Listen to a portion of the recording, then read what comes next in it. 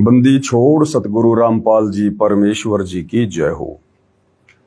सत्साई भाई और बहनों, जैसा कि आप सबको पता है, इन दिनों सभी सतलोक आश्रमों में जो कबीर परमेश्वर आज से लगभग 629 वर्ष पहले बनारस के काशी में लहरतारा तालाब पर शिशु रूप में कमल के विकसित फूल पर प्रकट हुए थे,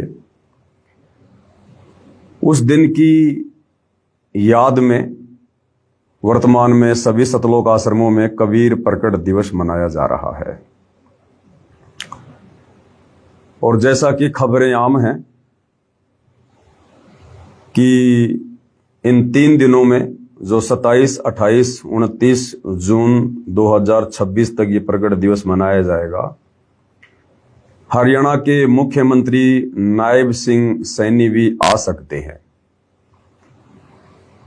और उनके आने के लिए रामपाल जी भी सतलोक आश्रम धनाना में बैठे हुए हैं। तो उसके बाद कुछ एक पोस्टर, कुछ एक वीडियो कुछ एक वीडियो, कुछ एक पोस्टर साध संगति की तरफ से जारी हुए हैं, जिसमें इस बात का विरोध किया जा रहा है। और इस विरोध को लेके कुछ एक भगत भाई बहनों के दिमाग में हल्की सी शंका है, क्योंकि जो पोस्टर बनाए जा रहे हैं वो पोस्टर हैं, ये मानव जीवन ऐसे खोने का नहीं, जिसमें कहा गया है कि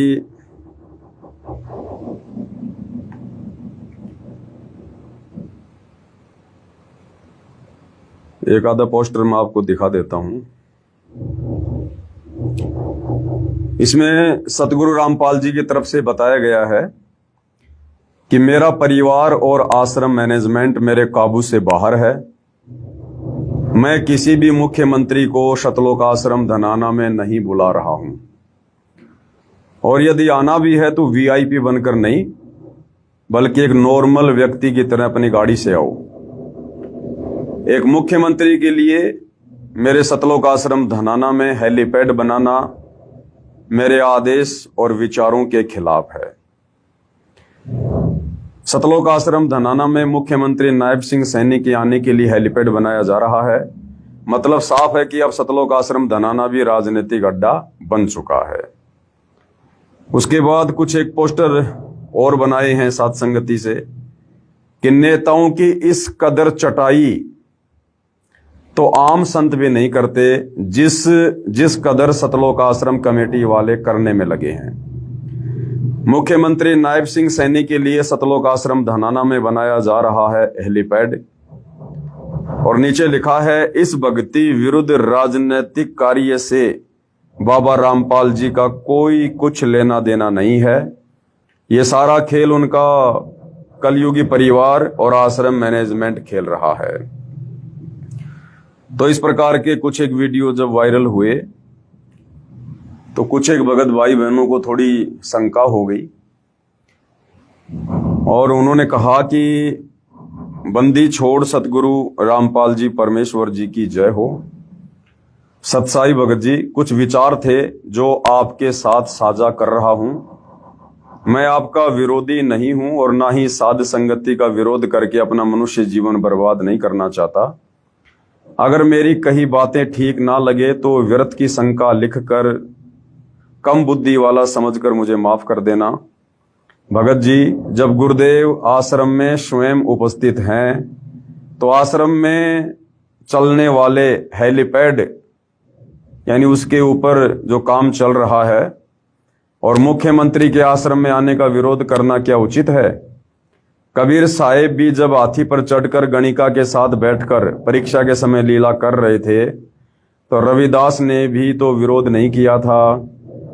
तो यह हेलीपैड के ऊपर पोस्टर बना रहे हैं, उसमें लिखा है कि मेरा परिवार और मैनेजमेंट मेरे काबू से बाहर है।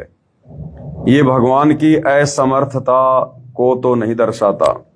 नेताओं की इस कदर चटाई तो आम संत भी नहीं करते आदि गुरुदेव भगवान के आश्रम में रहते सहते हेलीपैड और मुख्यमंत्री के आश्रम में आने का विरोध करना क्या सही है? मेरे लिखने या समझने में कोई गलती हुई हो तो फिर से एक बार आपसे और गुरुदेव भगवान से माफी चाहता हूं। देखो, सबसे पहले तो दास ये क्लियर कर देता है, सतलोक आश्रम धनाना में चाहे हरियाणा का मुख्यमंत्री नायब सिंह सैनी आओ, चाहे देश का प्रधानमंत्री नरेंद्र मोदी आओ, मुझ पवन दास को या साथ संगति से जुड़े किन्हीं भी भगत भाई बहनों को कोई आपत्ति नहीं है, कोई ऑब्जेक्शन नहीं है, बशर्ते वो मुख्यमंत्री या प्रधानमंत्री यदि सत्संग सुनने के लिए आ रहा है, यदि नाम दीक्षा लेने के मकसद से आ रहा है, तो हमें कोई आपत्ति नहीं है किसी भी प्रकार की। लेकिन हरियाणा का वर्तमान मुख्यमंत्री नायब सिंह सैनी, पहली बात तो वो कोई अपनी मर्जी से नहीं आ रहा है, ना वो संत रामपाल जी के दर्शन करने की इच्छा से आ रहा है, ना उन्हें सतगुरु रामपाल जी के दर्शनों की कोई आवश्यकता है। वो अपने पूर्व जन्मों की भक्ति मलाई मुख्यमंत्री की पोस्ट पर बैठकर खा रहा है। यहां सबसे बड़ी बात यह है कि मुख्यमंत्री नायब सिंह सैनी को जबरदस्ती सतलोक आश्रम धनाना में बुलाया जा रहा है, और ना जाने सतलोक आश्रम कमेटी ने क्या क्या जैक लगाए होंगे, किन बड़े बड़े लोगों से प्रार्थना भिजवाई होगी, और कितने दिनों से ये लोग प्रयास कर रहे होंगे कि एक बार हमारे सतलोक आश्रम धनाना में हरियाणा का मुख्यमंत्री आ जाए।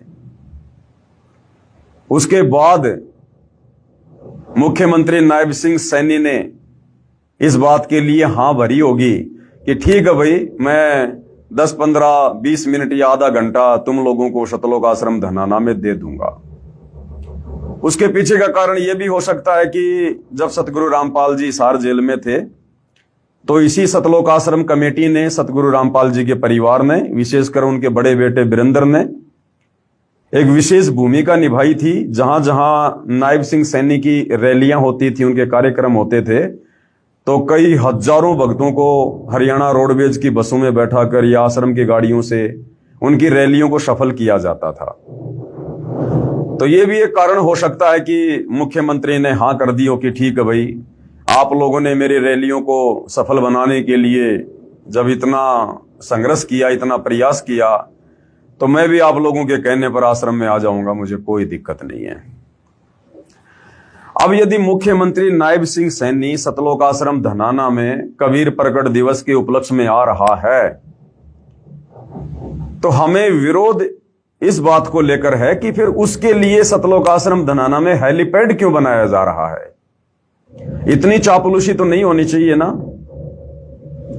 अगर मुख्यमंत्री ने आना है तो भैया रोड मार्ग से आओ, अपनी कार लेके आओ, और यदि हेलीकॉप्टर से आना है तो अपने बलबूते पर सतलोक आश्रम धनाना से बाहर कहीं हेलीपैड बनवाओ।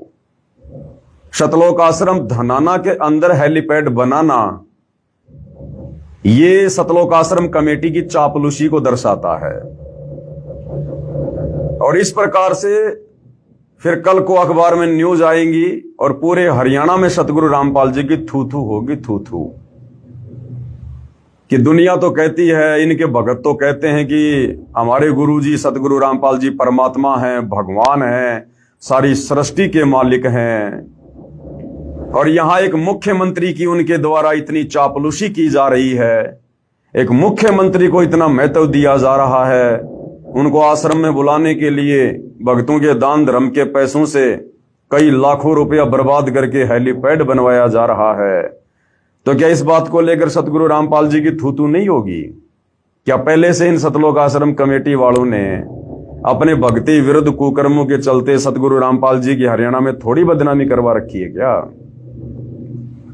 और दुनिया कहेगी देखो, पहले ये राम रहीम बीजेपी सरकार का पिट्ठू, आसाराम बीजेपी सरकार का पिट्ठू, अन्य साधु संत महात्मा भी घुटने टेक देते हैं इन राजनेताओं के आगे, और वही काम सतगुरु रामपाल जी ने शुरू कर दिया। क्योंकि हरियाणा की आम जनता को इस बात का तो नहीं पता कि सतगुरु रामपाल जी तो इन नेताओं की शकल पर थूकना भी पसंद नहीं करते, थूकना भी। सतगुरु रामपाल जी का तो इन नेताओं से और इस गंदी राजनीति से दूर दूर तक कभी कोई संबंध नहीं रहा है।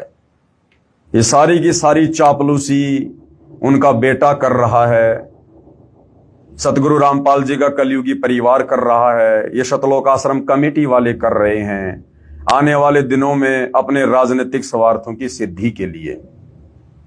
बाबा रामपाल जी का इस मामले में किसी प्रकार का कोई रोल नहीं है। अब हरियाणा की आम जनता तो इस बात को नहीं जानती भाई, लेकिन कल को जब मुख्यमंत्री आ जाएगा, उसका हेलीकॉप्टर सतलोक आश्रम धनाना में उतरेगा, उसके बाद दुनिया ये बात जरूर करेगी कि ये लो जी, कहते थे कि बाबा रामपाल भगवान है, ये भी राजनीति में घुस गया। तो भाई और बहनों, इस प्रकार की बातों को लेके और हमने ज्ञान आधार से ये पोस्टर बनाकर सोशल मीडिया पर वायरल किए हैं कि सतगुरु रामपाल जी के आध्यात्मिक ज्ञान और उनके विचारों की दृष्टि से और मुख्यमंत्री के लिए सतलोक आश्रम धनाना में हेलीपैड बनाना उचित नहीं है। यह बिल्कुल भी उचित नहीं है। अगर आना है तो अपने तरीके से आओ, अपने हिसाब से आओ, परंतु आश्रम में हेलीपैड बनवाना, डायरेक्ट आश्रम में उतरना, अभी आश्रम वाले तो कहेंगे कि मुख्यमंत्री जी सतगुरु रामपाल जी के दर्शन करने के लिए आ रहे हैं। अरे भैया, इस प्रकार से सतलोक आश्रम धनाना में हेलीपैड बनवाकर और डायरेक्ट अपने हेलीकॉप्टर को सतलोक आश्रम धनाना में उतारना, इस बात से ये साफ जाहिर होता है कि सतगुरु रामपाल जी के दर्शन करने के लिए हरियाणा का मुख्यमंत्री नहीं आ रहा, बल्कि हरियाणा का मुख्यमंत्री सतगुरु रामपाल जी को दर्शन देने के लिए आ रहा है। हरियाणा का मुख्यमंत्री सतगुरु रामपाल जी को दर्शन देने के लिए आ रहा है। जिसने दर्शन करने होते हैं ना संतों के, वो इस प्रकार से अहंकार में नहीं आता, अभिमान में नहीं आता। शायद ये सतलोक आश्रम धनाना से जुड़े भगत भाई बहन सतगुरु रामपाल जी के सत्संगों को भूल चुके हैं। द्वापर युग की वो कथा याद करो, जब पांडवों की यज्ञ सफल नहीं हो रही थी, उस समय पांचों पांडव उस समय हस्तिनापुर के राजा थे, पूरे भारत के राजा थे, और मथुरा का राजा श्री कृष्ण। तो पांचों पांडव वो भी राजा और श्री कृष्ण भी राजा। और द्वापर युग में कबीर परमात्मा जो करुणा में ऋषि के नाम से आए हुए थे, और उनका एक शिष्य था शुपथ सुदर्शन। परमात्मा अपने भगत का रूप बनाकर झोपड़ी में बैठ गया, और जब पांडवों को इस बात का पता चला कि हमारी यज्ञ धरती पर और कोई सफल नहीं कर सकता जब तक वो शुपथ सुदर्शन आकर भोजन नहीं करेगा। अब सुपथ के भोजन खाने से तो यज्ञ सफल नहीं होनी थी, क्योंकि वो तो भगत था परमात्मा का। तो परमात्मा खुद उस भगत के रूप में आकर झोपड़ी में बैठ गया और श्री कृष्ण जी को दिव्य दृष्टि दे दी। अब श्री कृष्ण जी खुद गए पांचों पांडवों को साथ में लेकर रथ जोड़कर संत के पास में, और गुरुदेव भगवान ने बताया कि 12 किलोमीटर पहले, यानी 1 योजन पहले वो रथ रोक दिया गया।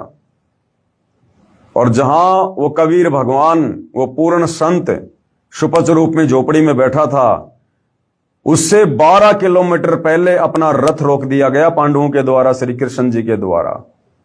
और वहां से नंगे पैर अपनी चप्पल भी उसी में रख दी रथ में।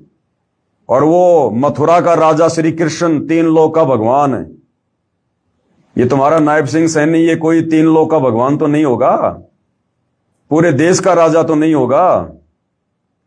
वो पूरे देश का राजा युधिष्ठिर और उसके 4 अन्य भाई, और मथुरा का राजा वो त्रिलोकी नाथ भगवान विष्णु का अवतार श्री कृष्ण, संत के दर्शन के लिए और 12 किलोमीटर से पैदल गए, पैदल, और संत को प्रसन्न किया।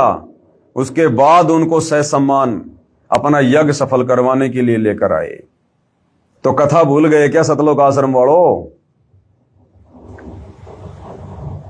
तुम्हारे नायब सिंह सैनी जी जो डायरेक्ट सतलोक आश्रम धनाना में उतरेंगे, अरे उनका तो संत मिलन की तरफ 1 कदम भी बढ़ा हुआ नहीं माना जाएगा, 1 कदम भी।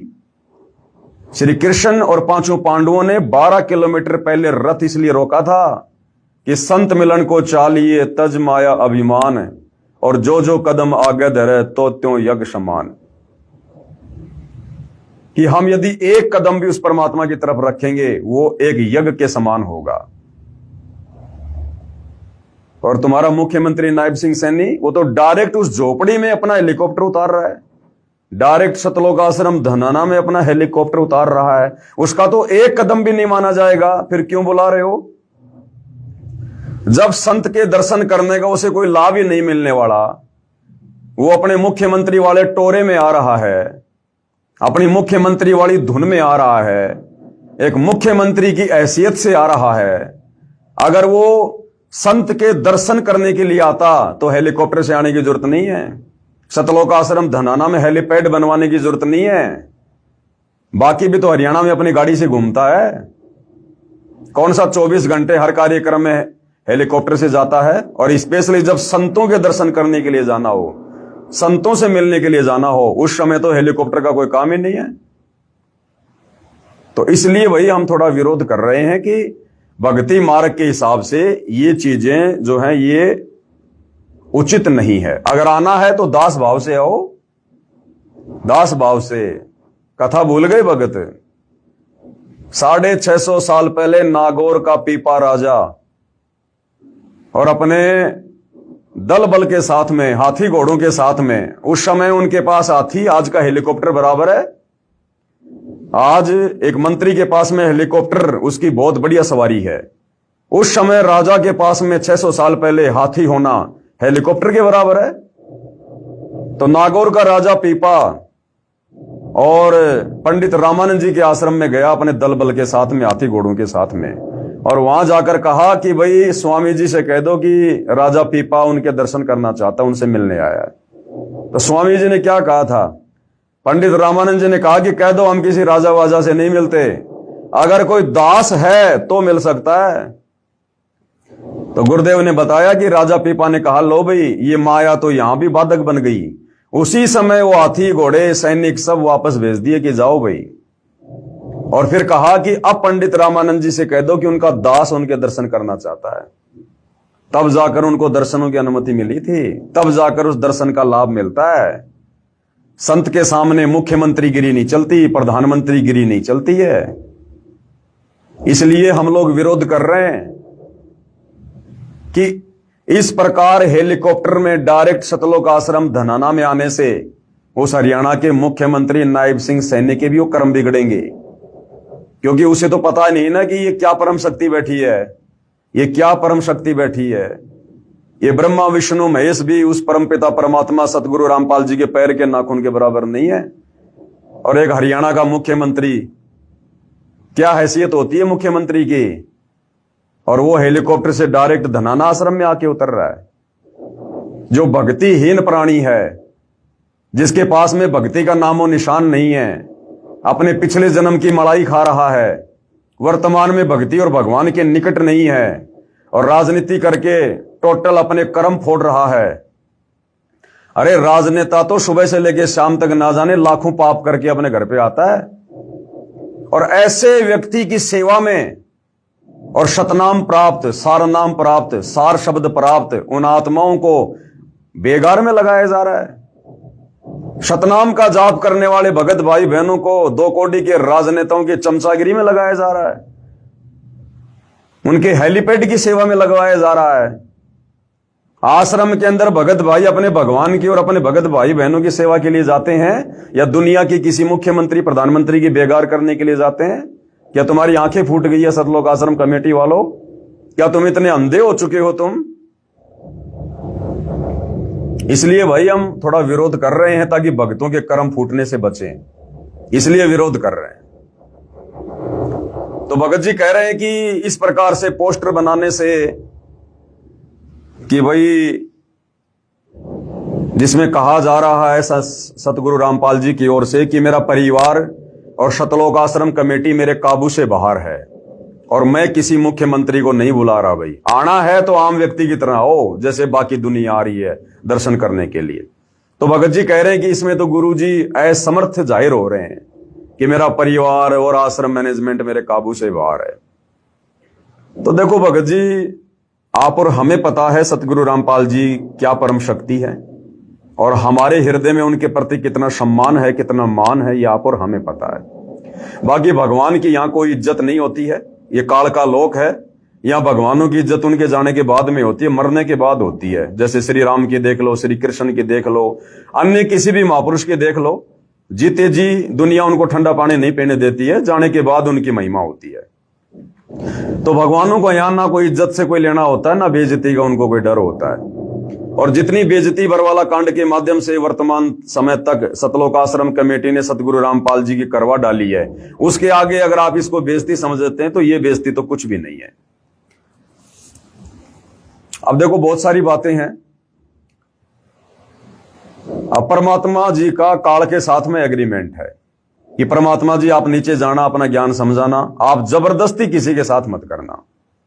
जो आपके ज्ञान को माने ठीक है वो आपका, जो आपके ज्ञान को ना माने वो मेरा, उसको छोड़ देना मेरे लिए, मेरे भोजन के लिए। तो भाई परमात्मा जी का यानी सतगुरु रामपाल जी का काल बलि के साथ में एग्रीमेंट है, और उस एग्रीमेंट के तहत परमात्मा असमर्थ होने की भूमिका भी निभाता है। अन्यथा आदरणीय गरीबदास जी ने यह वाणी बोलने की जरूरत नहीं थी कि अनंत कोटि ब्रह्मांड रचे। वो वाणी है ना परमेश्वर की कि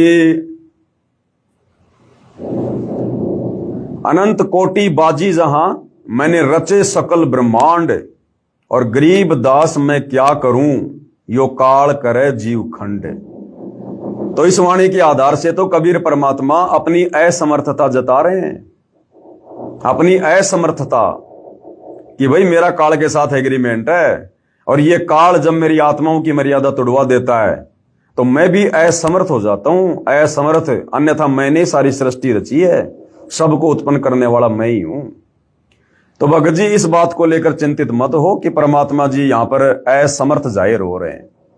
इस काल के लोक में परमात्मा असमर्थ ही रह के अपना काम करते हैं, उनको यहां पर समर्थता नहीं दिखानी होती है। अगर वो भगवान अपनी समर्थता दिखाने पे आ गए ना तो 1 सेकंड लगती है इन प्रधानमंत्रियों को, मुख्यमंत्रियों को 2 मिनट में परमात्मा सीधा कर दे, 2 मिनट में नंगे पैर दौड़ के आए दर्शन करने के लिए। लेकिन परमात्मा यहां पर विशेषकर कलयुग की पिछली पीढ़ी में ज्ञान आधार से अपनी आत्माओं से अपनी पहचान करवाना चाहते हैं, जिस कारण से परमात्मा कोई समर्थता किसी भी प्रकार की नहीं दिखाता है। और रही बात भगत जी असमर्थता की, तो बरवाला कांड के समय क्या हुआ था बताओ? यही भगवान थे ना, सतगुरु रामपाल जी तो थे समर्थ परमात्मा। उस समय जैसा इनको सतलोक आश्रम कमेटी वालों ने कहा इन्होंने वैसा ही किया। समर्थ परमात्मा होते हुए, निरोगी परमात्मा होते हुए, हाड़ मांस की देह से दूर होते हुए, सतलोक आश्रम कमेटी के कहने से, अपने परिवार के कहने से, यही समर्थ परमात्मा सतगुरु रामपाल जी भगवान बीमार बन गए। बीमार, और इतने बीमार बन गए, बाहर स्टेटमेंट दिया जा रहा था कि बाबा रामपाल जी से तो उठा भी नहीं जा रहा, उनको हार्ट की प्रॉब्लम है, हार्ट की प्रॉब्लम। डॉक्टरों ने कंप्लीट बेड रेस्ट का उनको कहा हुआ है। तो वहां परमात्मा क्यों असमर्थ हो गए थे भाई? क्यों असमर्थ हो गए?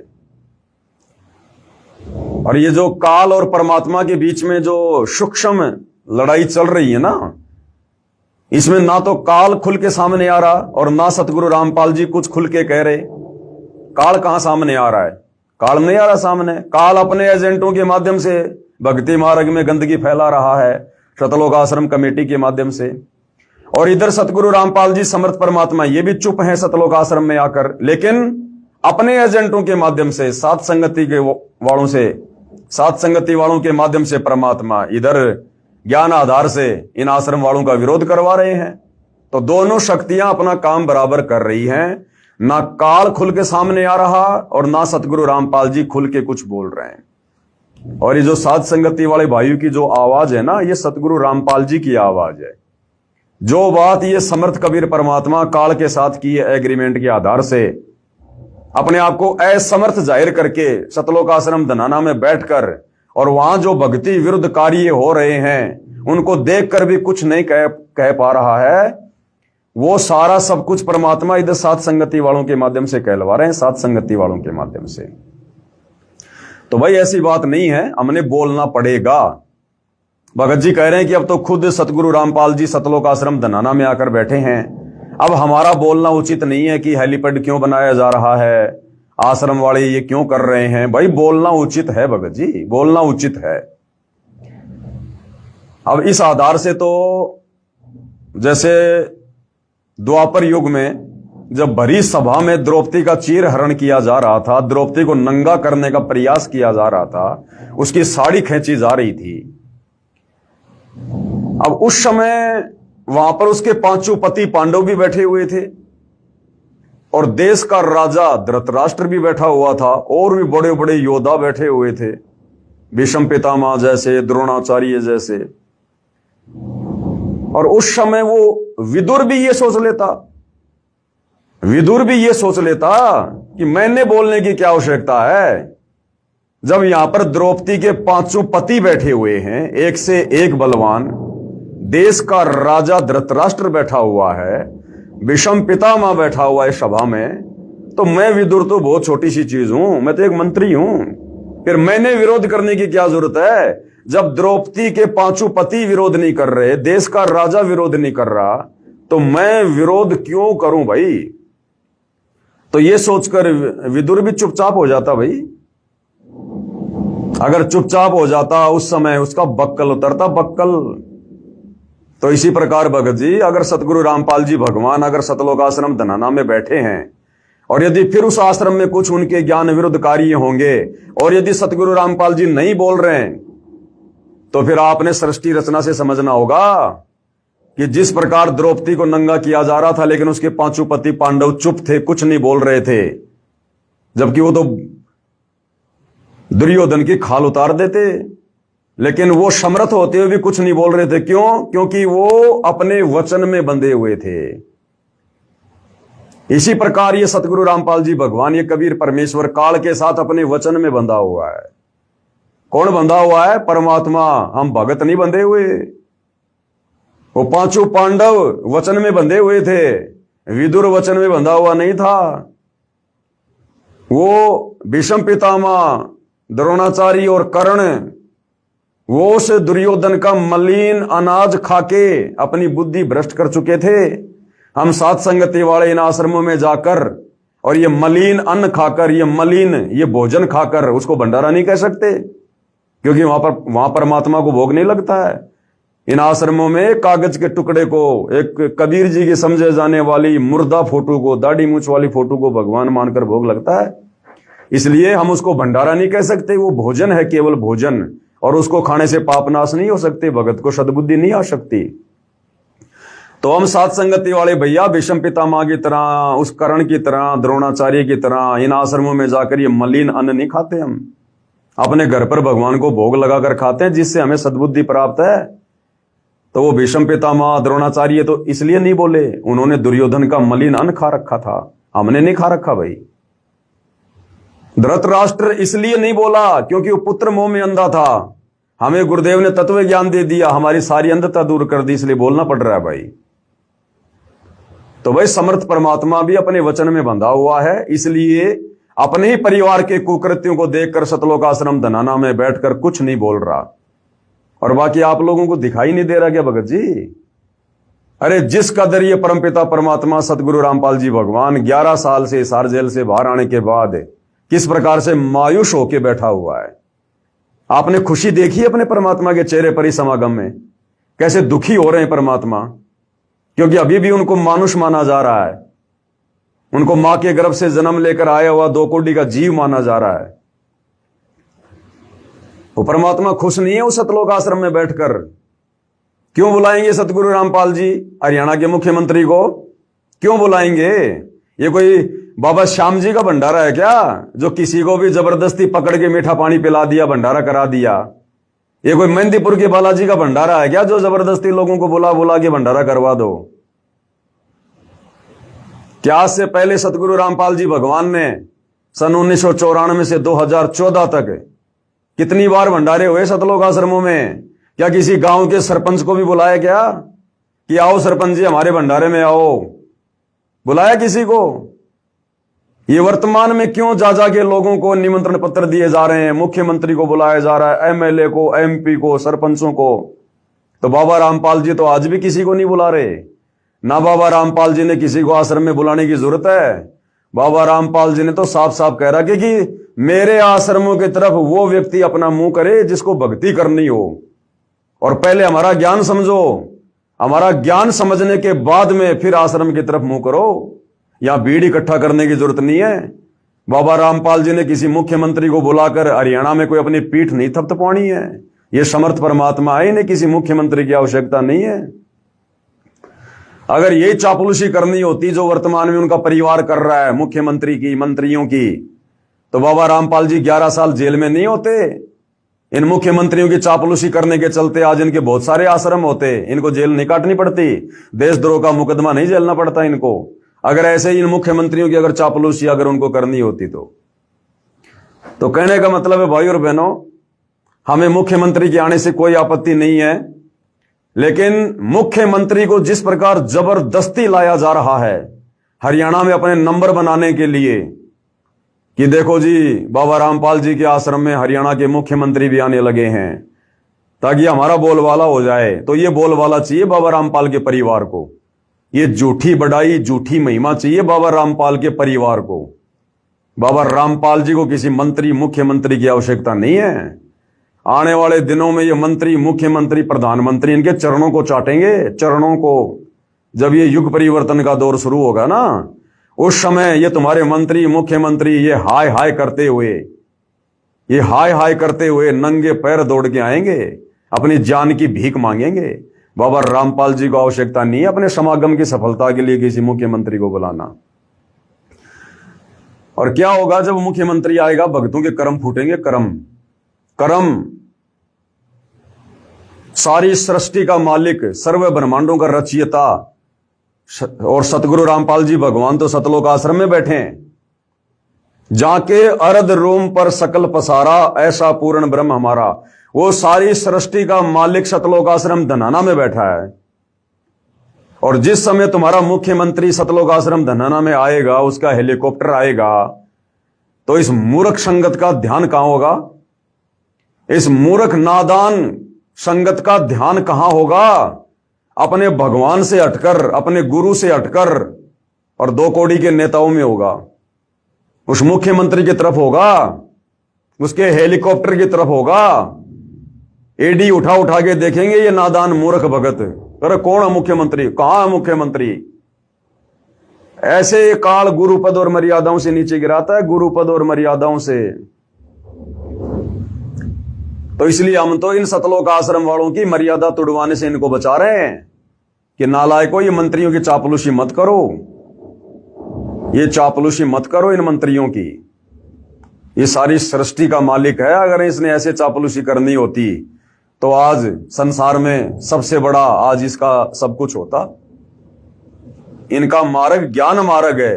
ये ज्ञान से आत्माओं को अपने पक्ष में करना चाहते हैं, अपनी शरण में लेना चाहते हैं। तो सतलोक आश्रम वालों, तुमने पहले क्या थोड़ी बेइज्जती करवा रखी है गुरु जी की? चंडीगढ़ हाईकोर्ट से तुमने गुरु जी से सार्वजनिक माफी मंगवा रखी है कि जी मैं आगे से किसी भी प्रकार की कोर्ट की मानहानि नहीं करूंगा।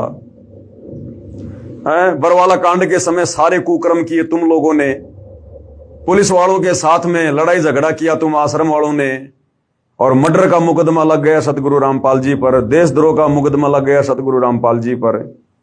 पूरी दुनिया में तुमने थू करवा दी।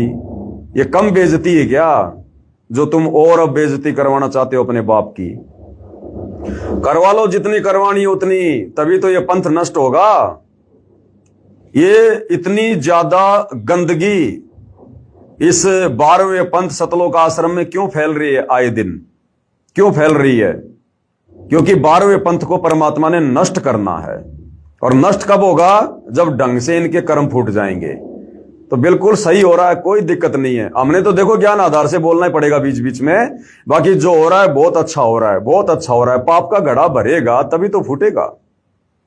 वो तीसरा झटका जो परमात्मा ने कह दिया कि सहन नहीं कर पाओगे, तो ये भक्ति विरुद्ध कर्म जो कर रहे हो ना तुम सतलोक आश्रमों में बैठकर, जो संगत के तुम कर्म फुड़वा रहे हो, तो तीसरा झटका तुम लोग झेल नहीं पाओगे। ये ध्यान रखना।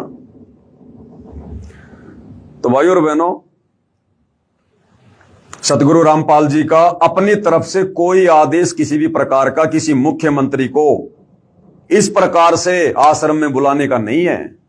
बाकी चाहे मुख्यमंत्री आओ चाहे प्रधानमंत्री आओ, चाहे उनके दर्शन करने के लिए आओ, चाहे सत्संग सुनने के लिए आओ। और तुम्हें लगता है कि तुम किसको मूर्ख बना रहे हो भाई?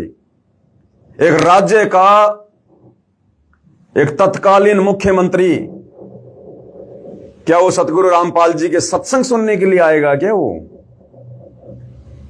सत्संग सुनने के लिए आएगा क्या सतलोक आश्रम धनाना में? और कहां कर रहे हैं सत्संग सतगुरु रामपाल जी? सतगुरु रामपाल जी ने तो सत्संग करने बंद ही कर दिए। अरे तुम भक्तों को नहीं सुना रहे सत्संग, मुख्यमंत्री को कहां से वो प्रवचन सुनाएंगे? 10 अप्रैल 2026 को जेल से बाहर आए थे, 2.5 महीने होने वाले हैं, ज्यादा हो गए। क्या आज तक सतगुरु रामपाल जी ने सत्संग किया? क्या एक भी सत्संग नहीं किया, एक भी सत्संग। केवल संदेशे दिए 2 या 3 बार, 10-10 मिनट के, 5-5 मिनट के। तो मुख्यमंत्री आ क्यों रहा है जब सतगुरु रामपाल जी ने सत्संग करना ही बंद कर दिया? और देख लो, कल 27 तारीख को समागम था, कोई सत्संग नहीं किया गुरुदेव ने। आज 28 तारीख को भी समागम है, कोई सत्संग नहीं किया गुरुदेव ने। कल 29 तारीख का भी समागम है, कोई सत्संग नहीं करेंगे गुरुदेव, क्योंकि सत्संगों का तुम्हारे ऊपर कोई असर हुआ ही नहीं। जो सत्संग उन्होंने 1994 से जो कर करके छोड़ दिए, उन सत्संगों को सुनकर ही तुम्हारे ऊपर कोई असर नहीं हुआ, लाखों की भीड़ के ऊपर। तो आगे सत्संग करके क्या करेंगे सतगुरु रामपाल जी? और जब भाई गुरुजी सत्संग आश्रम में कर ही नहीं रहे, तो फिर मुख्यमंत्री क्यों आ रहा भैया? क्यों आ रहा फिर मुख्यमंत्री?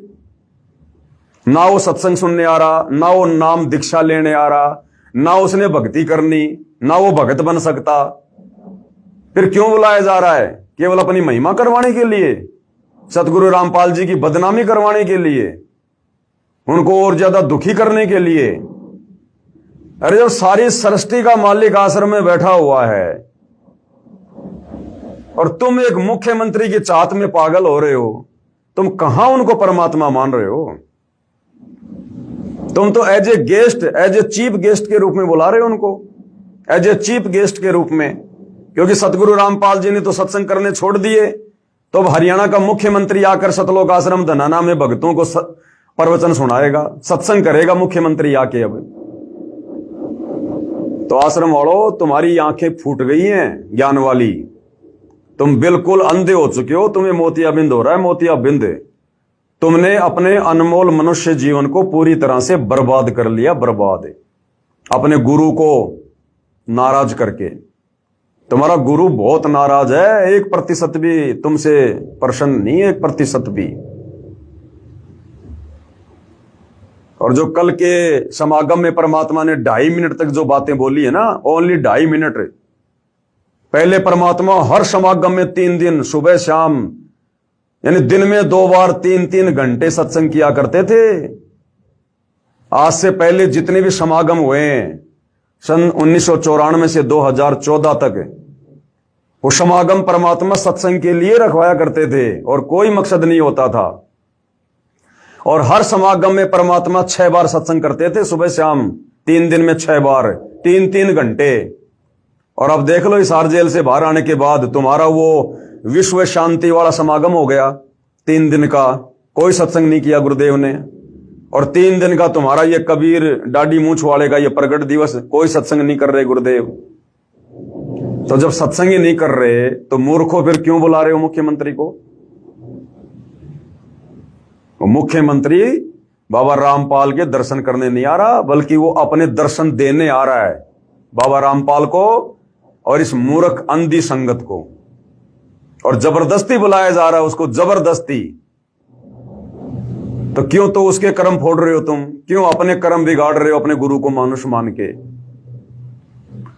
इसलिए भाई दास ने थोड़ा सा बोलना जरूरी हो जाता है, अन्यथा हमें कोई लेना देना नहीं है। ये तो अपने कर्म बिगाड़ चुके हैं, आश्रम वाले पूरी तरह से बिगाड़ चुके हैं। और कल के समागम की शुरुआत में परमात्मा ने जो 2 लाइनें बोली है ना, जो 2 लाइनें बोली हैं, उनके बहुत गहरे अर्थ हैं, उनके बहुत गहरे अर्थ हैं। कल के सत्संग में परमात्मा ने कहा कि बच्चों, वो परमात्मा खुद यहां पर चलकर आता है। इस काल के लोक में परमात्मा खुद चल के आता है, अन्यथा ये काल यहां से बाहर निकलने का रास्ता ना दे किसी को भी। देखो क्या कुछ कहा परमात्मा ने, थोड़ा सुनाते हैं आपको। साहिब परमेश्वर कबीर जी की प्यारी संगत को, विश्व की सारी संगत को दास का आशीर्वाद है। परमात्मा आपको मोक्ष दे, सुखी रखे, काल कष्ट से बचावे। आज वो शुभ दिन है जिस उपलक्ष्य में ये मान समागम होने जा रहा है। वो शुभ दिन है ज्येष्ठ मास की पूर्णवासी, जो सन 2026 में 29 जून को है।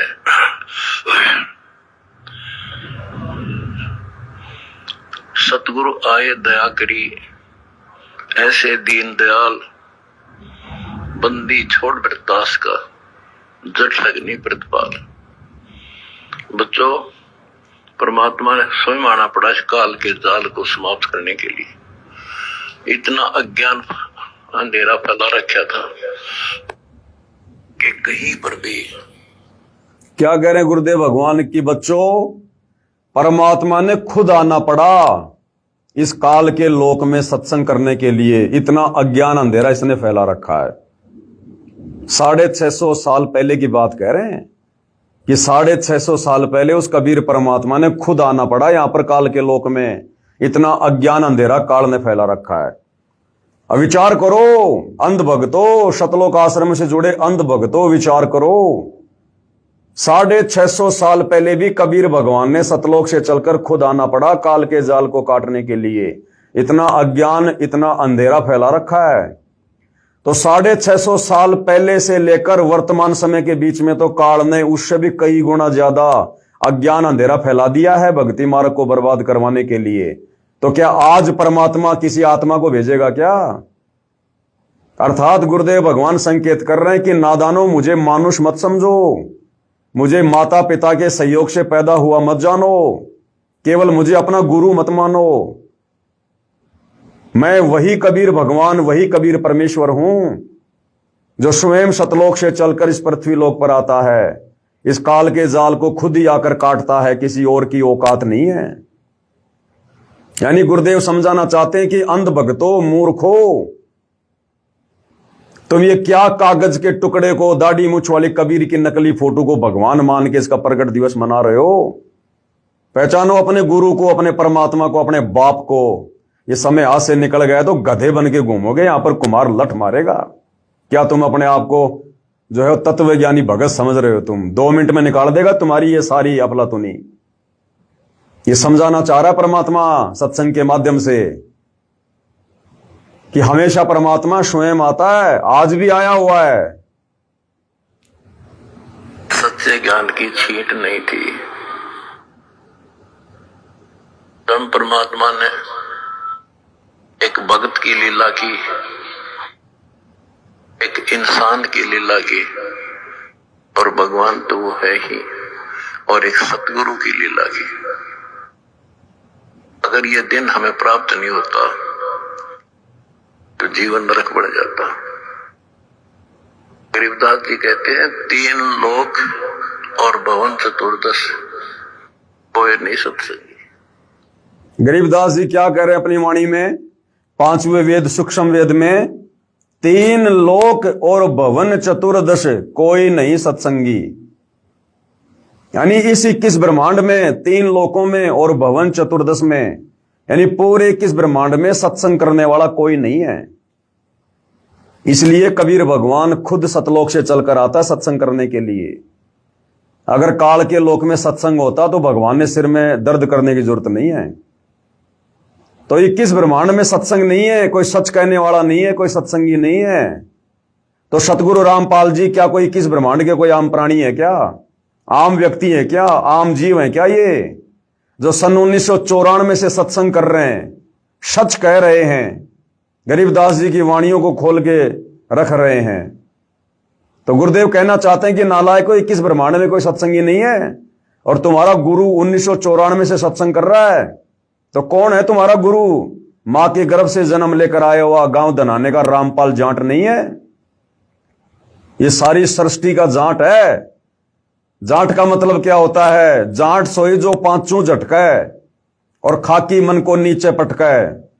ये अखंड पाठ की वाणियों में परमात्मा ने बताया कि जाट की क्या पहचान होती है। जाट सोई जो पांचों झटकै, काम क्रोध मोह लोभ अहंकार एक झटके में दूर कर दे, वो होता है असल में जाट। और खाकी मन को नीचे पटकै और इस मन की बकवाद को बिल्कुल साइड में कर दे, उसको कहते हैं जाट। तो ये कबीर भगवान बैठा हुआ है, सारी सृष्टि का मालिक है, सतलोक आश्रम धनाना में। और नालायको, तुम एक मुख्यमंत्री के उपग्रह बन के घूम रहे हो, तुम्हें शर्म नहीं आती? हमने सोचा भाई सतगुरु रामपाल जी के लिए कोई हेलीकॉप्टर ला रहे होंगे, भाई बहुत अच्छी बात है। हो सकता है परमात्मा आश्रमों में जाएंगे, अलग अलग आश्रमों में अपने बच्चों को दर्शन देने के लिए, तो हो सकता है भाई लंबा रास्ता है, भाई भगत ये सोच रहे हो भाई हमारे गुरुजी लंबा रास्ता तय करेंगे, ठीक नहीं लगेगा। इसलिए हमने तो ये सोचा कि भाई हो सकता भाई कोई 20-25 करोड़ का आता है, इन्होंने गांव में भी तो दे दिए अनाप शनाप पैसे, फालतू में अन्नपूर्णा मुहिम के तहत इन्होंने बर्बाद कर दिए मोटर पाइप में। हो सकता है 20-25 करोड़ का हेलीकॉप्टर अपने गुरुजी के लिए ला रहे होंगे, इसलिए हम कुछ नहीं बोले। हेलीपैड बन रहा था, बनने तो बहुत अच्छी बात है। अरे बाद में पता चला ये तो मुख्यमंत्री की चापलूसी के लिए बनाया जा रहा है। वो भक्तों का दान धर्म का पैसा एक मुख्यमंत्री के सतलोक आश्रम धनाना में आने के लिए बनाया जा रहा है। इसलिए भाई बोलना जरूरी हो जाता है, बोलना जरूरी हो जाता है। इसलिए तो क्या कह रहे परमात्मा? 3 लोक और भवन चतुर्दश कोई नहीं सत्संगी। जब 21 ब्रह्मांड में कोई सत्संगी नहीं है, 21 ब्रह्मांड का स्वामी काल है, जब ये खुद ही कह रहा है गीता ज्ञान देते समय कि मेरे को भी विचार काल में कंप्लीट ज्ञान नहीं है सृष्टि रचना का, तो नालायकों फिर सतगुरु रामपाल जी जो कंप्लीट ज्ञान दे रहे हैं, सत्संग कर रहे हैं, कौन महापुरुष हैं ये? 21 ब्रह्मांड के जीव हैं क्या? जब 21 ब्रह्मांड के स्वामी को ज्ञान नहीं, तो उसके अधीन जीवों को ज्ञान कहां से हो जाएगा? वो कहां से सत्संग कर देंगे? तो सत्संग करने के लिए परमात्मा स्वयं सतलोक से चलकर आता है। और फिर भी तुम एक दाढ़ी मूछ वाली कबीर की नकली बेजुबान मुर्दा फोटो को भगवान मान के पूज रहे हो। तुम्हारी बुद्धि पे पत्थर पड़े, पत्थर 5-5 किलो वाले। आश्रम वालों, तुमने अपना बेड़ा गर्क कर लिया सतगुरु रामपाल जी के परिवार के चक्कर में आकर, आश्रम कमेटी के चक्कर में आकर, इन कोऑर्डिनेटरों के चक्कर में आकर अपनी आत्मा का बेड़ा गर्क कर लिया। तुम्हारा मोक्ष नहीं है, धक्के खाओगे अनंत युग तक, धक्के। नोट कर लेना ये बात है। ये सात संगति के वीडियो कोई बच्चों की बातें नहीं है जो तुम्हें इतने वर्षों से बताई जा रही हैं। धक्के खाओगे, धक्के खा लो। कितने दिन खाओगे लड्डू जलेबी? कितने दिन खाओगे? खा लो। इस बाप को दुखी करने के चलते इस काललोक में भी धक्के खूब खाओगे। मोक्ष नहीं है तुम्हारा। इसलिए सतगुरु रामपाल जी चुप हैं, कुछ नहीं बोल रहे कि क्या बोलो इन मूर्खों को, क्या समझाऊं इन जाहिलों को जो मेरे इतने सत्संग करने के बावजूद नहीं समझे, आज तक मुझे नहीं पहचान पाए, मुझे मानुष मान रहे हैं, आज तक ये पतिव्रता पद की भक्ति पर नहीं आए। तो क्या समझाऊंगा इन गधों को, इन मूर्खों को। इसलिए अंत में उन्होंने सत्संग करने बंद कर दिए, सत्संग करने बंद कर दिए गुरुदेव ने। तो बताओ तुम्हारा मुख्यमंत्री कौन सा सत्संग करने आ रहा भाई है? और दर्शन करके क्या कर लेगा? जब दर्शन करते करते तुम आश्रम वालों की दुर्गति हो रही है, कुत्ते वाली मौत मर रहे हो, तो मुख्यमंत्री को क्या फायदा मिल जाएगा बताओ? और भाई ये तो परीक्षा चल रही है ना, ये तो परीक्षा चल रही है। परीक्षा के समय टीचर कभी लेक्चर देता ही नहीं है। परीक्षा के समय में टीचर कभी लेक्चर देता नहीं है। और ये परीक्षा उस समय खत्म होगी जिस दिन सतगुरु रामपाल जी साध संगति का जिक्र करेंगे, सत्सेवक भाई बहनों का जिक्र करेंगे, उस दिन ये परीक्षा खत्म होगी। परीक्षा के समय टीचर घूमता रहेगा, फिरता रहेगा, चुपचाप रहेगा, लेकिन बोलेगा कुछ नहीं। चाहे बच्चा गलत लिख रहा हो, चाहे सही लिख रहा हो। तो ये परीक्षा चल रही है, अभी परीक्षा खत्म नहीं हुई है। तो चाहे तुम मुख्यमंत्री को बुलाओ, चाहे तुम गधे पे बैठ के घूमो, चाहे जो मर्जी करो, सतगुरु रामपाल जी परीक्षा के समय में कुछ नहीं कहेंगे किसी को। जैसा बीज बो रहे हो, परिणाम तुम्हारे सामने होगा आने वाले समय में। तो इसलिए भाई हमारा बोलना जरूरी हो जाता है, जरूरी। हम बोलना तो नहीं चाहते इन मूर्खों के ऊपर, लेकिन क्या करें, परमात्मा कुछ ऐसी प्रेरणा कर देते हैं जो बात परमात्मा नहीं कह पा रहे इस समय, वो हमारे जैसे कुत्तों से कहलवा रहे हैं, और डंके की चोट पर कहलवा रहे हैं, डंके की चोट पर। और जब तक उनका आशीर्वाद होगा तब तक भाई कहते रहेंगे। और आगे क्या कहा फिर परमात्मा ने सत्संग में, आगे परमेश्वर ने क्या कहा ये भी सुन लो। आश्रम वालों, तुम्हारी तो बुद्धि और सोच से बाहर हैं परमात्मा के प्रवचन, परमात्मा के संकेत। क्या कह रहे हैं, ध्यान से सुनो। तो प्यार से सेवा करियो, भगवान को साक्षी मानकर सेवा करियो। अमर लोग जाओगे, गारंटी देता हूं, सतलोक जाओगे सारे, मर्यादा में रहना। क्या कह रहे हैं, ये तुम्हारे लिए नहीं कह रहे सतलोक आश्रम वालों। तुम सोच रहे हो गुरु जी हमारे लिए कह रहे हैं, तुम इस लायक नहीं हो। बच्चों, प्यार से सेवा करियो, प्यार से रहियो, और भगवान को साक्षी मानकर सेवा करियो। ये साध संगत वालों को कह रहे हैं सतगुरु रामपाल जी भगवान। साध संगति से जुड़ी आत्माओं को परमात्मा आशीर्वाद दे रहे हैं। तुम आश्रम वालों के लिए नहीं कह रहे। तुम्हें क्या कहेंगे, तुम सुनते नहीं उनकी, तुम उनके अनुसार चल कहां रहे हो, तुम उनकी एक भी मर्यादाओं में नहीं हो। सारी मर्यादाओं की तुम लोगों ने धज्जियां उड़ा रखी हैं। तुम तो बेहोश हो, बेहोश। काल ने तुम्हें बेहोश कर रखा है। तो ये साध संगति से जुड़ी आत्माओं के लिए, जो मोक्ष के अधिकारी हैं, जो आत्माएं सतलोक जाएंगी, उनको परमात्मा उस सतलोक आश्रम धनाना में बैठकर, उस कुएं में बैठकर संदेशा दे रहे हैं। तो अरे तुम्हें क्या संदेशा देंगे, तुम तो कुएं में पड़े हो, कुएं में। उस सतलोक आश्रम धनाना को परमात्मा ने कुआं कहा, कुआं। तुम तो कुएं में पड़े हो, तुम्हारा उद्धार कैसे होगा। तो बच्चों, प्यार से रहियो, मिलकर सेवा करियो, और परमात्मा को साक्षी मानकर सेवा करियो। अर्थात गुरुदेव कह रहे हैं कि बच्चों, साथ संगत वालों, मुझे अपने से दूर मत समझना। अपने घर पर मुझे साक्षी मानकर कि मेरे गुरुदेव भगवान शब्द रूप में प्रकट है मेरे घर पर, और इस प्रकार से भगवान की सेवा करियो। उनको भोग लगाना, उनकी आरती करना, उनकी महिमा करना, चरण सेवा करना, उनके चरण धोना। तो गुरुदेव कह रहे हैं कि अपने गुरु जी को साक्षी मानकर, यह ना सोचना कि तुम्हारा गुरु सतलोक आश्रम धनाना में बैठा है। नहीं, अपने गुरु को साक्षी मानकर, परमात्मा को साक्षी मानकर सेवा करियो। इन आश्रमों में तो गुरु जी को परमात्मा माना ही नहीं जा रहा। ये तो दाढ़ी मूछ वाले कबीर की फोटो को भगवान मान के उसका प्रकट दिवस मना रहे हैं। ये अपने गुरु को कहां मान रहे हैं परमात्मा। तो इनको थोड़ी कह रहे हैं गुरुदेव। अरे वहां तो साक्षात बैठे हुए शरीर में, फिर थोड़ी कहेंगे कि अपने भगवान को साक्षी मानकर। वहां तो साक्षात वो बैठे हुए हैं। तो अपने सत्सेवक बच्चों के लिए कह रहे हैं परमात्मा कि बच्चों, प्यार प्रेम से रहियो, इन आश्रम वालों की तरह मत लड़ियो, मत झगड़ियो, और भगवान को साक्षी मानकर, यानी अपने गुरु जी को शब्द रूप में पल पल अपने साथ मानकर, अपने पास में मानकर, अपने घर में और अपने घट में मानकर, घटी में गंगा, घटी में जमुना, घटी में जगदीश सतगुरु तारेंगे। और साक्षी मान के सेवा करना, यानी जो तुम्हारे को साथ संगति के माध्यम से जो बातें तुम्हारे को जो बता रखी हैं, जो भक्ति विधि जो तुम्हें दी हुई है, जिसको जो मंत्र मिला हुआ, जो सेवा मिली हुई है, वो अपने भगवान को साक्षी मानकर, अपने समक्ष मानकर कि गुरु जी हरदम मेरे साथ में, पल पल मुझे देख रहे हैं, ऐसे मान के सेवा करना। अब की बार तुम्हें पार कर दूंगा, रहोगे नहीं, गारंटी देता हूं। किसको कह रहे हैं? साथ संगति वालों को। ये आश्रम वाले ये जगत की बेगार कर रहे, किसी की धर्मशाला बना रहे, किसी की प्याऊशाला बना रहे, किसी की गौशाला बना रहे। इनको क्या कहेंगे परमात्मा? ये तो जगत की सेवा कर रहे हैं, जगत की बेकार कर रहे हैं। ये भक्ति के निकट भी नहीं है। ये तो मुख्यमंत्रियों की सेवा में व्यस्त हैं। ये तो गांव वाले, सरपंच, प्रधानमंत्री, इनकी सेवा में व्यस्त हैं। ये तो है? अरे इतनी इज्जत, इतनी सेवा भक्तों की करो जो आश्रम में दान धर्म कर रहे हैं। उन्हीं भक्तों के दान धर्म के बलबूते पर तुम मुख्यमंत्रियों की चापलूसी कर रहे हो।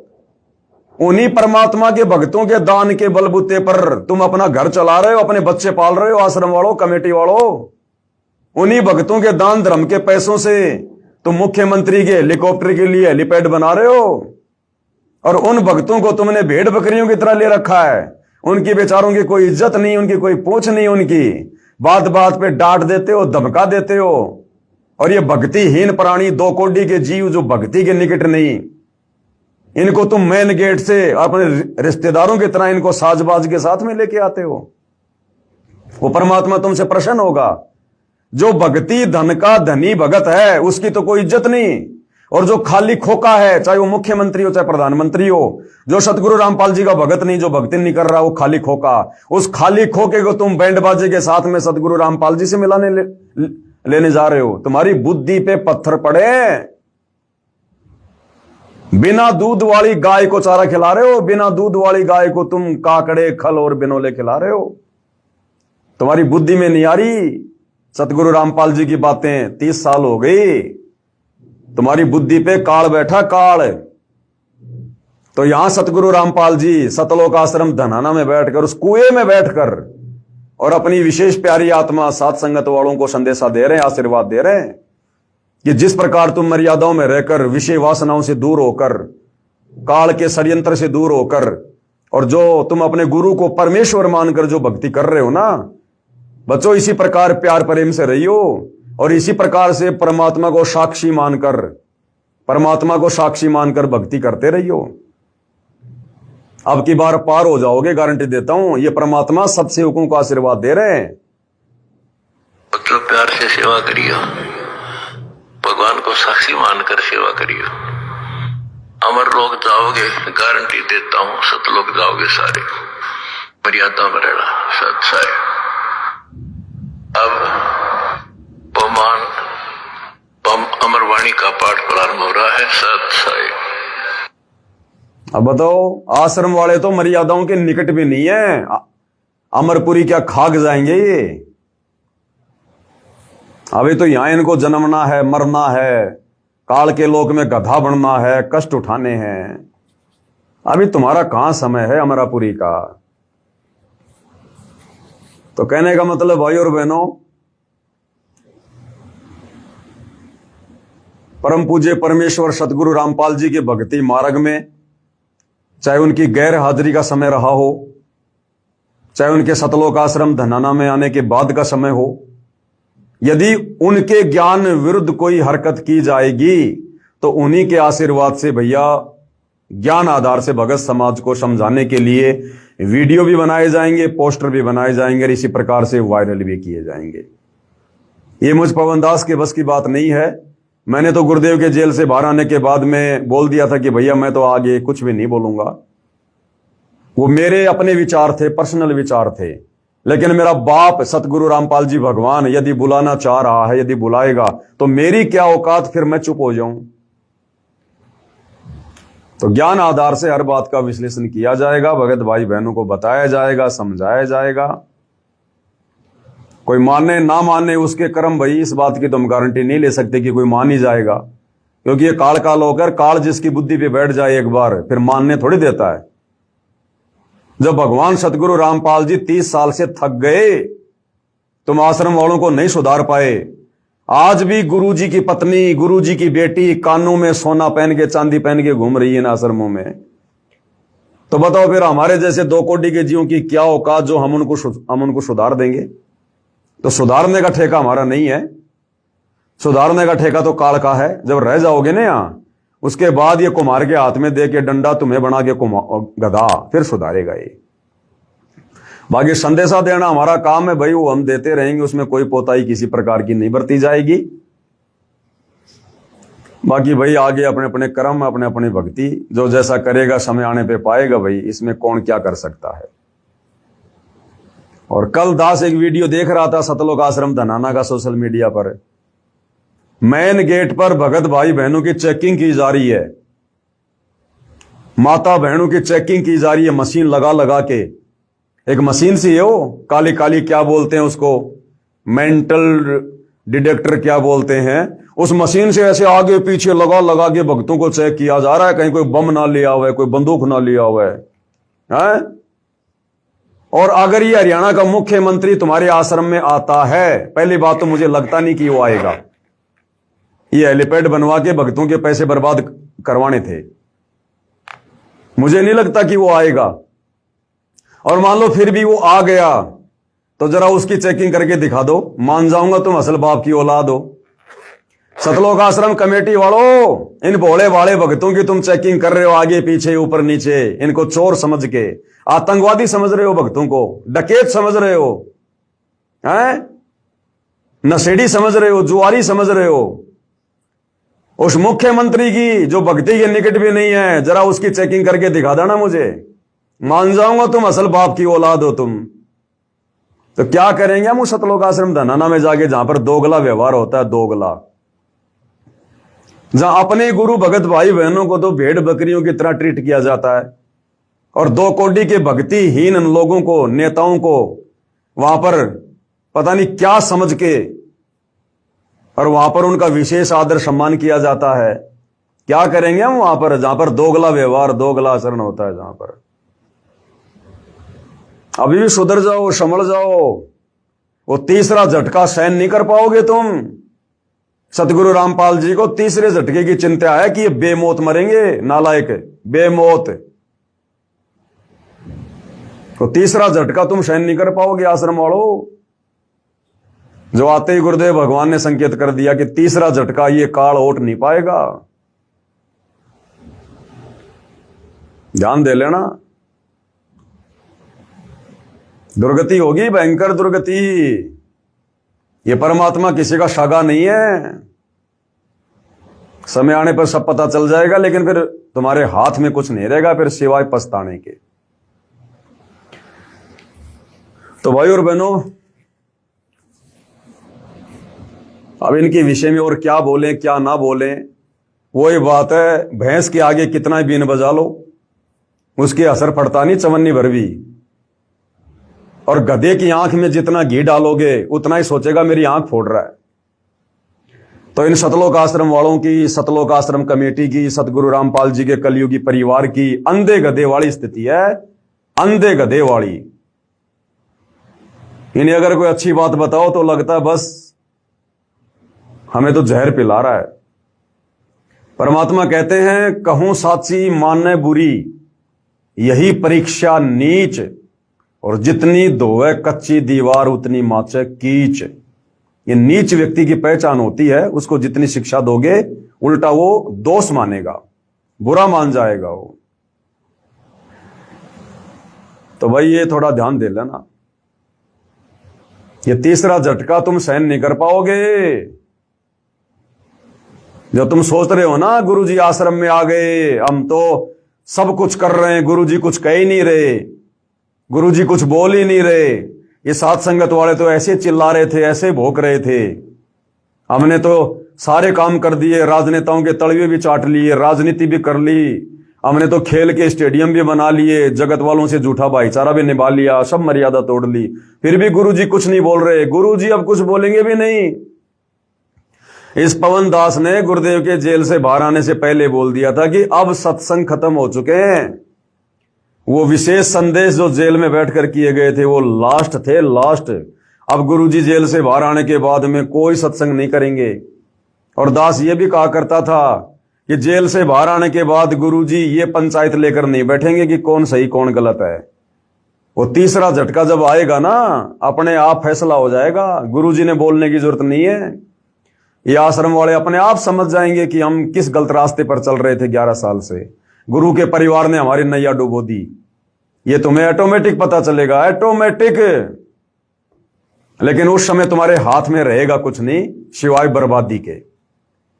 और तुम लोग बर्बादी पे बैठे हो, बर्बादी पे, सारे के सारे बर्बाद हो चुके हो।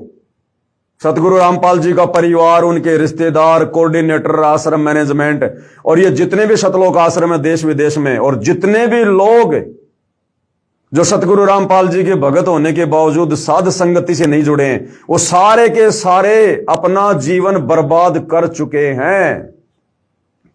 मोक्ष से इस कलयुग की पिछली पीढ़ी में वंचित हो चुके हैं।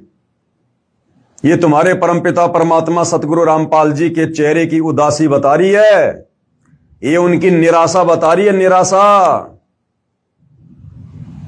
और जब रिजल्ट आएगा ना, तो रिजल्ट आने के बाद में वो टीचर को बताने की जरूरत नहीं पड़ती है। जब रिजल्ट आता है, अखबार में आता है, बच्चे अपने आप देख लेते हैं कौन फेल हुआ कौन पास हुआ, वो टीचर नहीं बताता।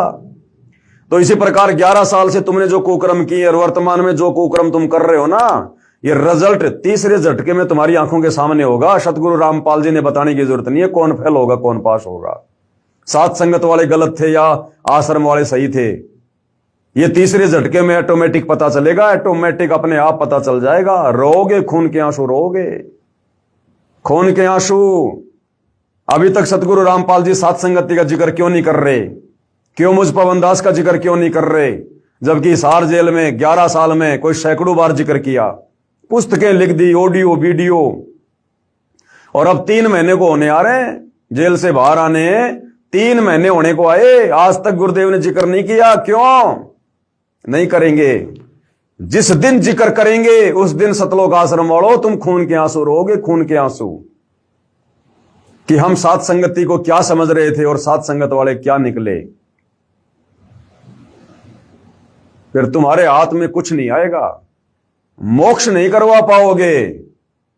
बाकी ये जो तुम दान धर्म कर रहे हो ना, ये जो जगत की सेवा कर रहे हो, अन्नपूर्णा मुहिम में दुनिया की बेगार कर रहे हो, इस दान धर्म के बदले परमात्मा अगली बार मनुष्य जन्म देके तुम्हें सेठ बना देगा, लेकिन मोक्ष नहीं है। और वर्तमान में तुम इन सतलोक आश्रम में जाकर जो भी दान धर्म कर रहे हो ना, ये भूल जाना कि हम अपने गुरु जी को कर रहे हैं। तुम्हारे गुरु ने तो तुम्हारे से दान धर्म लेना बंद कर लिया। अरे टीचर जिन बच्चों को फेल कर देता है, जिनका स्कूल से नाम काट देता है, फिर फीस के नाम पे पैसे नहीं लेता उनसे। वर्तमान में तुम्हारा जो भी दान धर्म जा रहा है, ज्योति का, पाठ का, इन सतलोक आश्रमों में, ये अन्नपूर्णा मुहिम के तहत जा रहा है। और अन्नपूर्णा मुहिम ये सतगुरु रामपाल जी से उस परीक्षा के समय में हिसार जेल से जबरदस्ती स्वीकृति ली गई है, उनका आदेश नहीं है ये। तो वर्तमान में तुम्हारा जो 10वां अंश है, ये तुम्हारे सतगुरु को नहीं जा रहा। भले उनके हाथ में जाके दे देना दर्शन के समय, वो पैसा जाना जनता की बेगार में है, दुनिया की बेगार में है, अन्नपूर्णा मुहिम में है। अरे दान पेटियों पे नाम लिख दिए गए, अन्नपूर्णा मुहिम, अन्नपूर्णा मुहिम। अब तुम्हारा दान धर्म भी व्यर्थ है इन आश्रमों में करना, व्यर्थ, कोई यूज नहीं उसका, मोक्ष में कोई लेखा जोखा नहीं उसका। अब जैसा तुम कर्म करोगे वैसा तुम्हें यही काल के लोक में परमात्मा देता रहेगा। 2, 4, 5 मनुष्य जन्म तुम्हें मिल जाएंगे, बढ़िया बढ़िया अपना जितना भी दान धर्म किया अपना खा लोगे, और फिर तुम्हारी दुर्गति का खेल शुरू होगा, तुम्हारी दुर्गति का। ये परमात्मा कोई बालक है क्या जो 11 साल से हिसार जेल में बैठ के आया है? किसी ने जबरदस्ती बैठाया था क्या? किसी के दबाव में बैठा था क्या? ये तुम्हें नींबू की तरह निचोड़ने के लिए कि जो ज्ञान मैंने 25 साल से दिया है, उस ज्ञान के ऊपर ये कितने खरे उतरते हैं। इस ज्ञान को इन्होंने कुछ आत्मसात किया है, या फिर इन कोऑर्डिनेटरों की, मेरे परिवार की देखा देखी भेड़ चाल में चलते रहेंगे। ये संगत को नींबू की तरह निचोड़ने के लिए परमात्मा जेल में बैठा था, निचोड़ के आ गया। अब तो परिणाम आना बाकी है, उस दिन का इंतजार करो, परिणाम आना बाकी है। तो भैया जिस दिन परमात्मा साथ संगति का जिक्र करेंगे उस दिन सतलोक आश्रम कमेटी का, इनका तो नामो निशान मिट जाएगा, नामो निशान। ध्यान रख लेना, रोगे फिर तुम ऊपर हाथ खड़े करके, तुम्हारे हाथ में कुछ नहीं आएगा। तो भाई और बहनों, जो कुछ एक भगत भाई बहनों की शंका थी कि भाई अब तो गुरुजी आश्रम में बैठे हैं, अब आश्रम वाले चाहे हेलीपैड बनाओ चाहे जो मर्जी करो, हमें बोलने की क्या जरूरत है। अगर हम इस प्रकार से लिखेंगे कि भाई मेरा परिवार, आश्रम मैनेजमेंट मेरे काबू से बाहर है, तो गुरुजी की असमर्थता जाहिर होगी। तो भगत जियो, ऐसी कोई बात नहीं है, समर्थ तो समर्थ ही रहेगा। और इस काल के लोक में भैया जब परमात्मा दूसरों को समर्थ बना के अपना काम करवाता है, ब्रह्मा विष्णु में जो असमर्थ हैं उनको परमात्मा ने समर्थ बना दिया, उनसे परमात्मा ने सारे काम करवा दिए। तो परमात्मा तो भैया बैकग्राउंड में रह के काम करता है। करे करावे साइया मन में लहर उठा, दादू सिर दर्दे जीव के, और आप बगल हो जा, आप साइड में हो जाता है। ये परमात्मा महिमा का भूखा नहीं है। ये समर्थ क्या समर्थता दिखाएगा? सारी सृष्टि का मालिक, उससे बड़ा कोई समर्थ नहीं। वो किसको दिखाएगा? कोई उसके बराबर वाला तो होना चाहिए। अरे चूहे के साथ में हाथी क्या लड़ेगा? चूहे के सामने हाथी क्या अपनी समर्थता दिखाएगा? दिखाएगा क्या? हाँ, बराबर में कोई हाथी हो जब तो अपनी समर्थता भी दिखाए। तो सारी सृष्टि में इस कबीर भगवान सतगुरु रामपाल जी के अलावा सारे चूहे हैं, उसके बच्चे हैं, आत्मा है, वो हमारा बाप है, उसके बराबर कोई है नहीं। गुरु सेवय कोई चतुर सयाना, गुरु पटतर कोई और नाना, गुरु के समान कोई और है ही नहीं। वो किसको समर्थता दिखाएगा वो? तो ये समर्थता दिखाने का, ये झूठी महिमा की जो भूख है ना, ये सतलोक आश्रम कमेटी वालों को है। ये सतलोक आश्रम कमेटी वाले, सतगुरु रामपाल जी के परिवार वाले इस बात को लेकर अपने आप को खुश नसीब नहीं समझते कि हमारे पूज्य गुरुदेव सारी सृष्टि के मालिक है, ये भगवान है, ये परमात्मा है। ये इस बात को लेकर ज्यादा खुश होते हैं कि कोई मंत्री आवे, कोई मुख्यमंत्री आवे, कोई सरपंच आवे, कोई प्रधान जी आवे, कोई चेयरमैन आवे, तो हमारे आश्रम का नाम हो जाए। क्या करोगे इस आश्रम का नाम करके जिसको मिट्टी में मिलना है? ये फूट जाएंगे तुम्हारे आश्रम फाश्रम सारे के सारे, तीसरे झटके में। कुछ लेना देना नहीं है। ये परमात्मा नामो निशान मिटा देगा इन मिट्टी के ढेरों का। ये घर घर आश्रम बना के जाएगा परमात्मा, घर घर आश्रम बना के। थोड़े चलेंगे इन आश्रमों पे। ये सब नष्ट करना परमात्मा ने। परमात्मा ने ढाने बड़े बड़ों के किले, और तुम जबरदस्ती ये किले बना रहे हो। इस भक्ति मार्ग में परमात्मा पाखंड के लिए नामो निशान भी छोड़ के नहीं जाएगा। कहां तुम आश्रम पे आश्रम बढ़ा रहे हो, आश्रम पे आश्रम बढ़ा रहे हो। अरे बढ़ानी चाहिए थी भक्ति, बढ़ानी चाहिए थी भक्ति। तुमने बढ़ा दी आश्रम, क्या करेगा ये सारी सृष्टि का मालिक तुम्हारे आश्रम देख के प्रसन्न होगा क्या? और कई मूर्ख चिल्लाते रहते हैं सतगुरु रामपाल जी भगवान है। क्यों? क्योंकि उन्होंने 12 आश्रम बना दिए देश विदेश में। अरे मात्र 12 आश्रम बनाने से कोई भगवान सिद्ध हो जाएगा? वे तो भगवान थे, है और रहेंगे। लेकिन तुम्हारी बुद्धि का स्तर देखो, केवल इसी बात को लेकर चिल्ला रहे हो कि उन्होंने 12 आश्रम बना दिए, भगवान है। अरे चलो, सतगुरु रामपाल जी ने तो 12 आश्रम बनाए और तुमने भगवान बना दिया। अरे मूर्खो, अनिल अंबानी के पास में तो 5000 पेट्रोल पंप है। उन 5000 पेट्रोल पंप पे कितने लोग काम करते होंगे, कितनी जमीन होगी? तो अनिल अंबानी फिर कौन सा भगवान होगा? फिर वो तो सबसे बड़ा भगवान होगा। फिर एक मुख्यमंत्री ना जाने कितने स्टेडियम बनवा देता है, तुम्हारे आश्रम से भी बड़े बड़े फुटबॉल के मैदान बनवा देता है। तो क्या वो भगवान हो गया? परमात्मा हो गया वो? केवल आश्रम बनाने से कोई भगवान नहीं होता। और अगर 12 आश्रम बनाने से तुम्हारी नजरों में सतगुरु रामपाल जी भगवान हैं, तो आसाराम के पास में तो कोई 150 आश्रम है। राम रहीम के पास तो देश विदेश में कोई 400 आश्रम है। तो सबसे बड़े भगवान तो फिर ये राम रहीम हुए, आसाराम हुआ। तो कहने का मतलब है, साध संगति के अभाव में सतलोक आश्रम से जुड़े भक्तों का जो ज्ञान है ना, वो -0 है, -0। सारे के सारे भेड़ चाल में चल रहे हैं, भेड़ चाल में। चाहे कोई पढ़ा लिखा है, चाहे कोई अनपढ़ है, चाहे कोई नौकरी वाला है, चाहे कोई बेरोजगार है, सारे के सारे एक ही थाली के चट्टे बट्टे। सबको मोतियाबिंद हो रहा है। किसी की बुद्धि काल ऑन नहीं होने दे रहा। थोड़ा सा समय है, इस परमात्मा को पहचान लो। अगर पहचाना जा सके तो ये तुम्हारी अफलातूनी 2 मिनट में निकल जाएगी। ये गुब्बारे की तरह फुश हो जाओगे, फुश।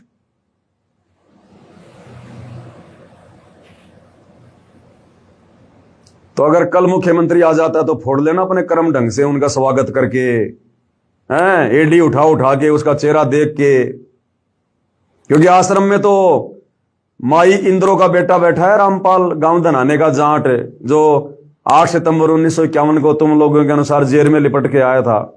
हैं, वो तो जीव है, तुम्हारे जैसा ही है।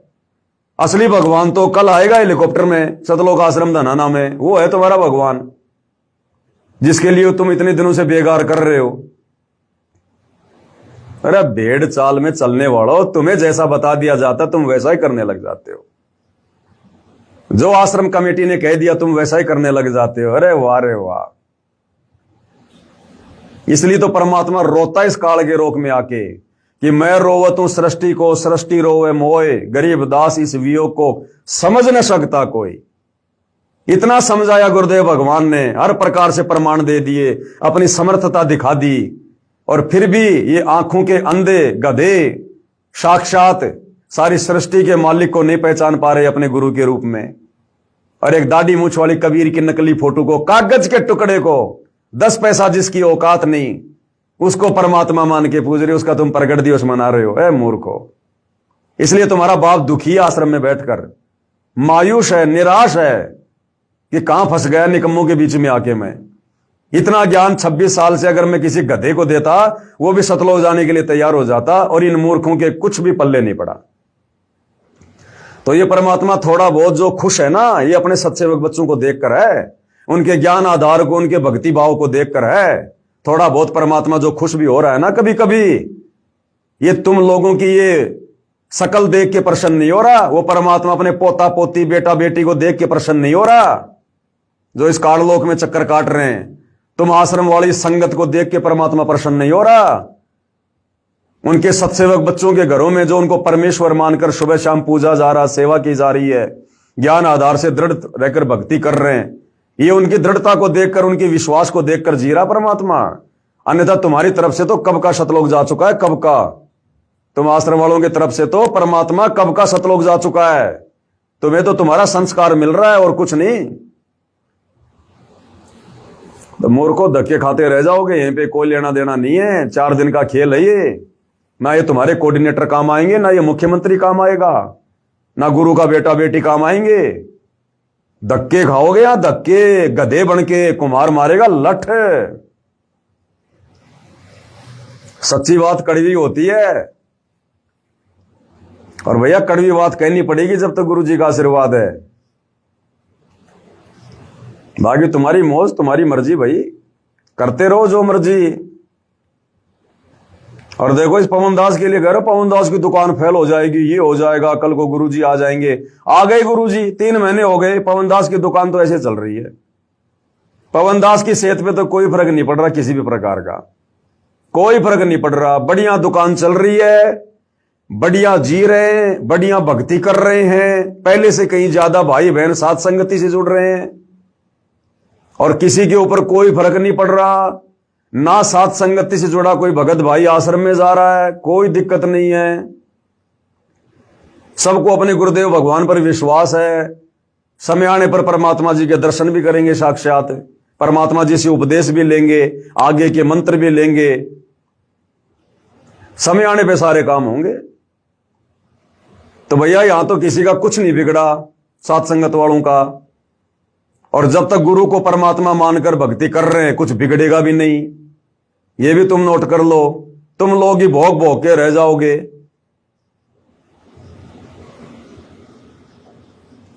तो भैया समझा ही सकते हैं, बता ही सकते हैं।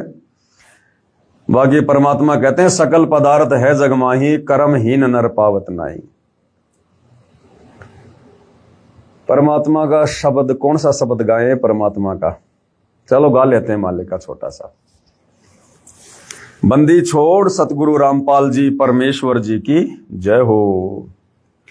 मानत ना मन मोरा साधु, मानत ना मन मोरा रे, मानत ना मन मोरा साधु, मानत ना मन मोरा रे। बार बार सतगुरु समझावे, जग में जीवन थोड़ा रे। बार बार सतगुरु समझावे, जब जग में जीवन थोड़ा रे। मानत ना मन मोरा साधु, मानत ना मन मोरा रे।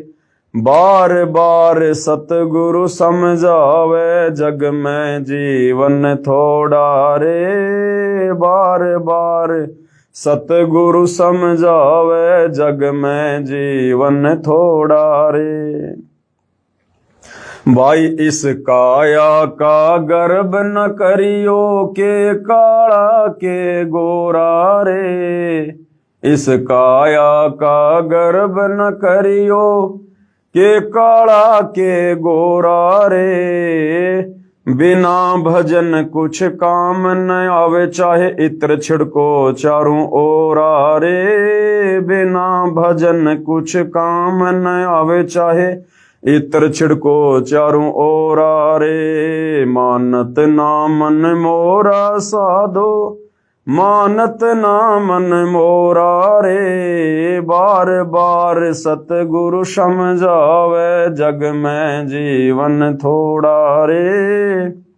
भाई और बहनों, बैटरी डिस हो गई है, बीच में अगर डिस्कनेक्ट हो जाए तो कोई बात नहीं, संदेशा जो देना था वो परमात्मा ने दिलवा दिया। भाई इस माया का गर्भ न करियो, के हाथी के घोड़ा रे। इस माया का गर्भ न करियो, के हाथी के घोड़ा रे। जोड़ जोड़ धन भोत बटोर्या, लाखों और करोड़ा रे। जोड़ जोड़ धन बहुत बटोर्या, लाखों और करोड़ा रे। मानत ना मन मोरा साधु, मानत ना मन मोरा रे। बार बार सतगुरु समझावे, जग में जीवन थोड़ा रे। बार बार सतगुरु समझावे, जग में जीवन थोड़ा रे। भाई दुविधा दुर्मति चतुराई, में जन्म गया नर तोरा रे। जैसे तुम आश्रम वालों का आए दिन दुविधा दुर्मति और चतुराई में मनुष्य जन्म बर्बाद हो रहा है। भाई दुविधा दुर्मति चतुराई, में जन्म गया नर तोरा रे। अब बेआन मिलो सत्संग में, करो गुरु ज्ञान पे गोरा रे। अब बेआन मिलो सत्संग में, करो गुरु ज्ञान पे गोरा रे। मानत ना मन मोरा साधो, मानत ना मन मोरा रे।